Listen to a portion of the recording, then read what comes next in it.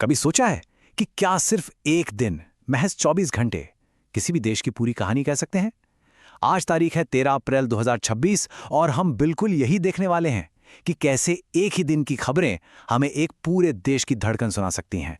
देखिए, ये सिर्फ हेडलाइंस की कोई लिस्ट नहीं है, बल्कि ये वो अलग अलग भागे हैं जो मिलकर एक राष्ट्र के तजुर्बे की तस्वीर बुनते हैं। तो आज हम दुख, शासन और उम्मीद की इन कहानियों को एक साथ पिरोकर देखेंगे। तो चलिए शुरुआत करते हैं यादों से और श्रद्धांजलि से।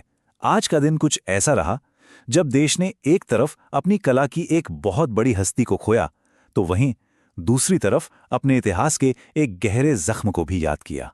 और दिन की शुरुआत एक बेहद दुखद खबर से हुई। एक ऐसी आवाज जिसने ना जाने कितनी पीढ़ियों के दिलों पर राज किया। वो आवाज खामोश हो गई। महान गायिका आशा भोसले जी 92 साल की उम्र में मुंबई में नहीं रहीं।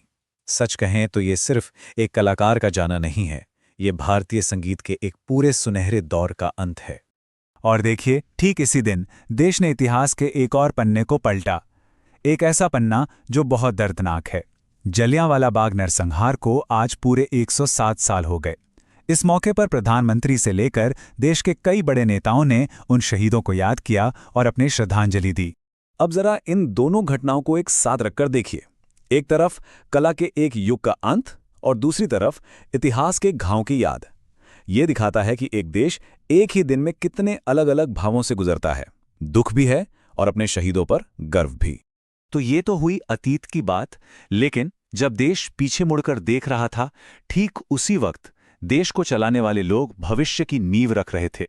तो अब शासन और नीतियों की दुनिया में चलते हैं और देखते हैं वहां क्या हो रहा था।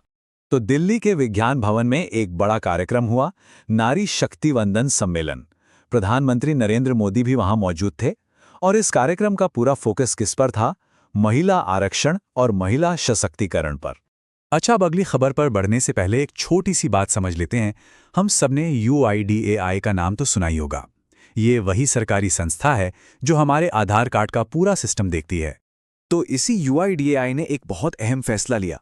अब तक लद्दाख के आधार कार्ड्स पर जम्मू और कश्मीर का टैग लगा होता था, है ना? खैर, अब वो हटा दिया गया है। ये सुनने में भले ही छोटा बदलाव लगे, पर असल में ये लद्दाख को एक अपनी अलग पहचान देने की दिशा में एक बड़ा कदम है। चलिए अब यादों और शासन की दुनिया से निकलकर चलते हैं प्रकृति की ओर। और यहां भी एक ही दिन में प्रकृति के दो बिल्कुल अलग चेहरे देखने को मिले। एक चेहरा चेतावनी का तो दूसरा उम्मीद का।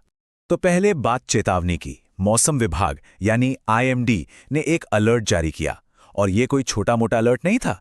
अगले 15 घंटों के लिए पूरे 11 राज्यों के लिए, पंजाब, हरियाणा, हिमाचल प्रदेश जैसे इलाकों में तेज बारिश और सोचिए 50 किलोमीटर प्रति घंटे की रफ्तार से हवाएं चलने का अनुमान था। खासकर किसानों के लिए तो ये एक बड़ी चेतावनी थी। लेकिन जैसा मैंने कहा, प्रकृति का एक ही चेहरा नहीं होता।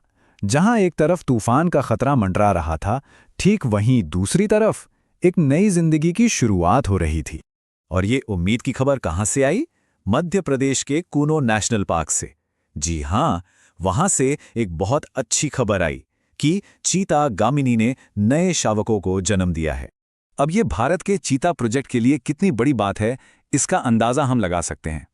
ये नन्हे शावक सिर्फ एक अच्छी खबर नहीं है, ये उम्मीद का, प्रगति का एक जीता जागता सबूत है। तो अब इन सारी कड़ियों को जोड़ते हैं।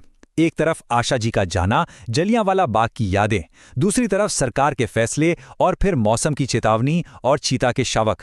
इन सब को मिलाकर आखिर तस्वीर बनती क्या है? तो सवाल यही उठता है, क्या वाकई किसी देश की पूरी कहानी, उसका दुख, उसका गर्व, उसकी चिंता और उसकी उम्मीद, सब कुछ सिर्फ एक दिन में समेट सकती है?